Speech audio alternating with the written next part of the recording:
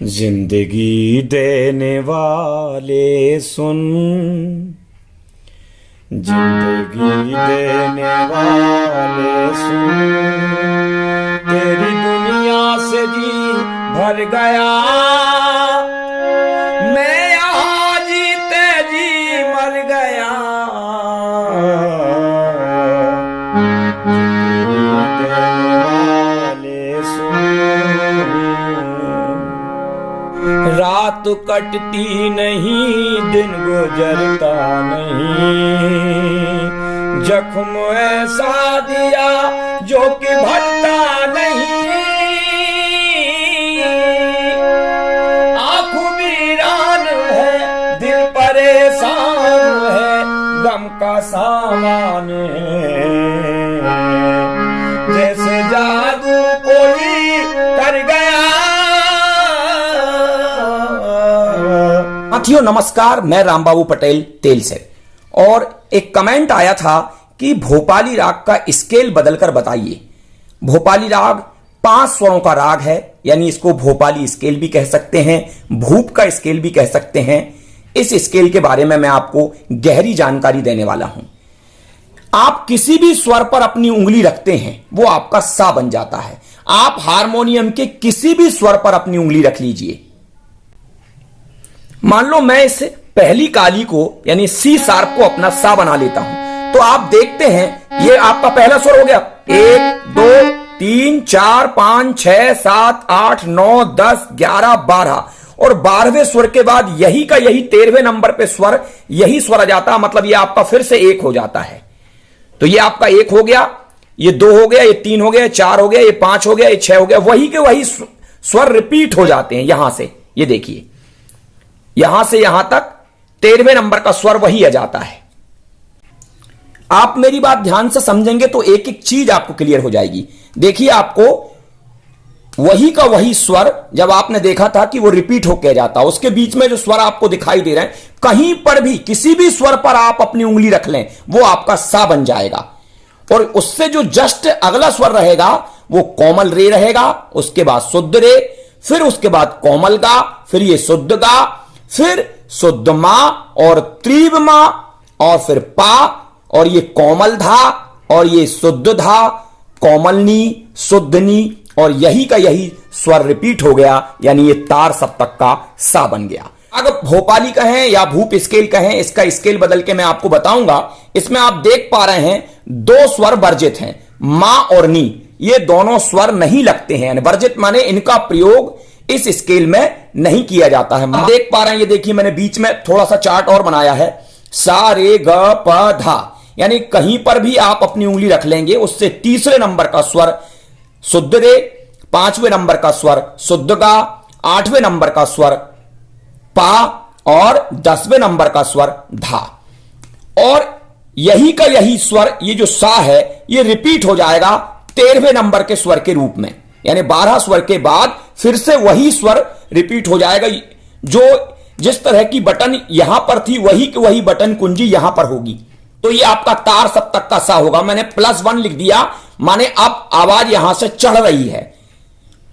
इस पर मैंने +3 लिख दिया और ऊपर एक बिंदी लगा दी है। ये इसकी लिपि है कि रे के ऊपर अगर बिंदी लगी है मतलब ये तार सप्तक का रे है, गा के ऊपर बिंदी लगी है मतलब ये तार सप्तक का गा है। तो यहां से 5वें नंबर का स्वर रहेगा। आप ध्यान से समझें और हारमोनियम पर चलकर समझें। यहां से देखेंगे आप नीचे की ओर उतरेंगे, क्योंकि यहां पर आपने उंगली रख के बैठे हैं, इससे 3 स्वर नीचे की ओर उतरेंगे तो आपका ये जो 10वें नंबर का स्वर है, यही का यही स्वर यहां पर आपको दिखाई देगा। और इससे 5वें स्वर नीचे आपको आपका पा दिखाई देगा। एक बात और सुन लें, इसकी जाति जो है वो औड़व औड़व है। औड़व का मतलब है 5 स्वर इसमें लगते हैं। औड़व का मतलब 5 स्वर। सा रे गा पा धा पा ग रे सा, 5 स्वर जाने में और 5 स्वर आने में। यही का यही स्वर रिपीट होता है, तो इसको हम गिनते नहीं हैं। 6वां स्वर ये हो जाएगा सा रे गा पा धा सा धा पा ग रे सा। वैसे ये 5 स्वर ही गिने जाएंगे क्योंकि यही का यही स्वर ये है। इसमें जो वादी स्वर होता है वो गा होता है। वादी का मतलब होता है इस स्केल का राजा स्वर। आप देखेंगे गा पर आप बहुत ज्यादा ठहराव होगा, बार बार आप रुकेंगे।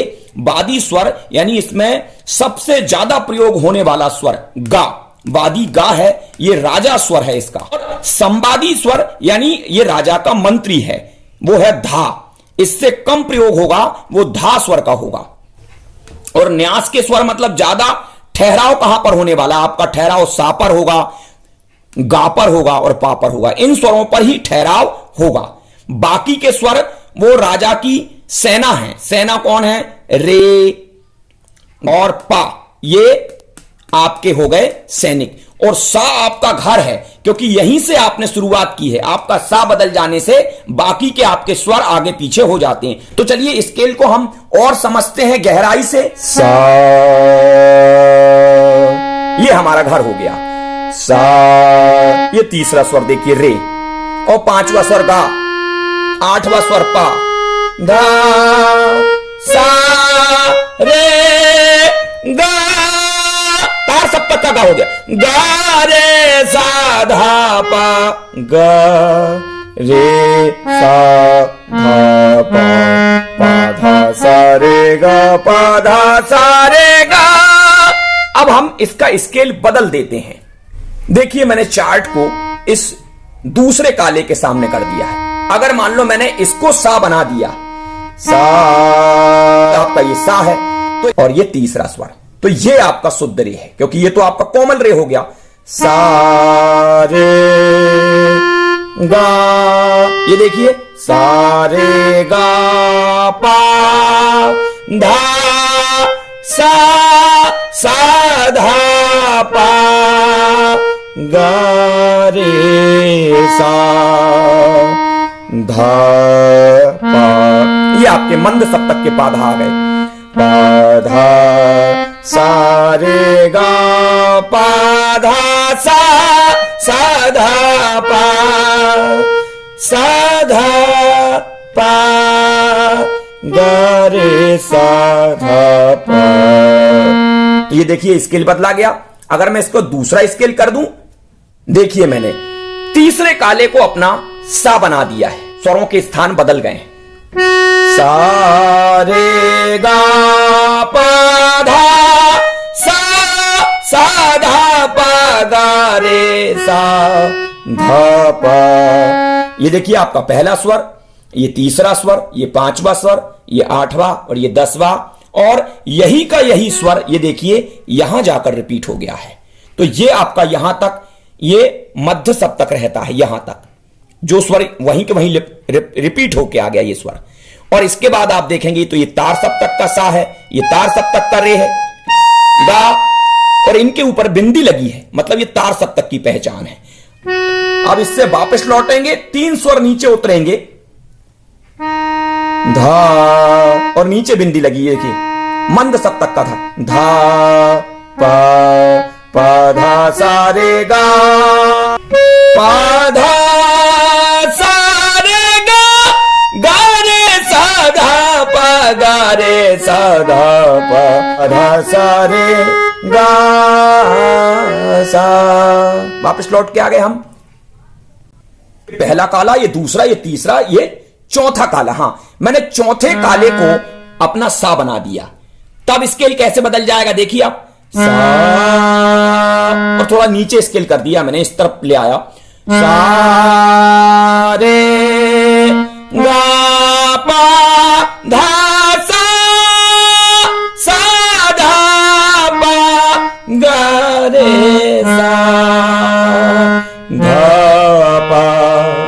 पा धा, ये आपका पा धा सा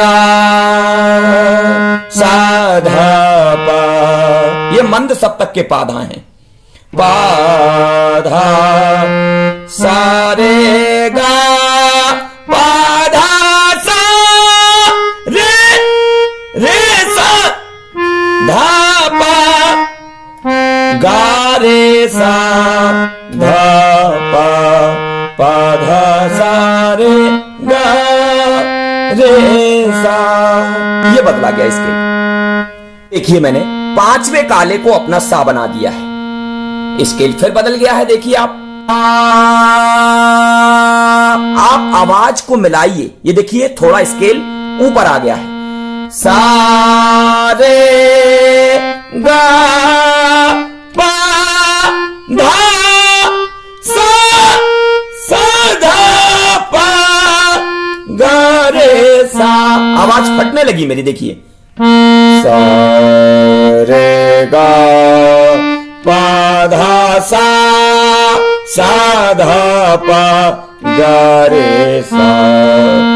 और मंद सप्तक के धापा धा पा धा सा